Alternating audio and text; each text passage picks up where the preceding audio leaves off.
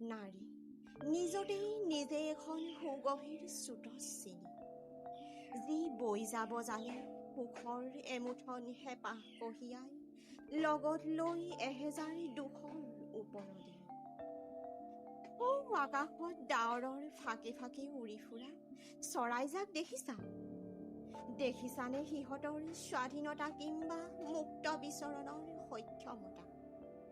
অ' নাৰী, তোমাৰো আছে এই স্বাধীনতাৰ সংজ্ঞা, কিন্তু কি কৰিবা, উপায়তো নাই।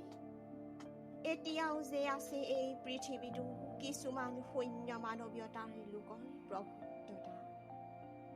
তথাপিও সখীয়তী চৰাইজাক আজিও উৰি যায়।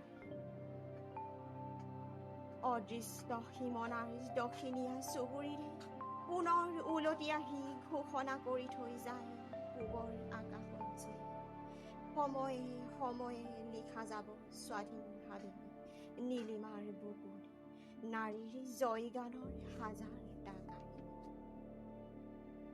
আশা ওলাব এদিন পুৱাৰ সম্পূৰ্ণ সুস্থ ৰ'দ জাগি, যি যাক ৰ'দত চাই হ'ব নাৰী তোমাৰ সমস্ত এন্ধাৰৰ দিন।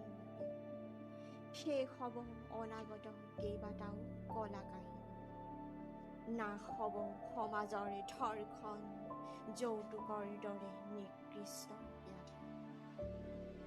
মাথো নাৰী তুমি সবল হোৱা, শক্তিৰে নিজক সজোৱা, প্ৰতাপী হোৱা নিজৰ সুৰক্ষাৰ হেতুকে, যিহেতু বহু পোহৰমুখী কাম আছে তুমি সমাজৰ হেতুকে কৰিবলগীয়া।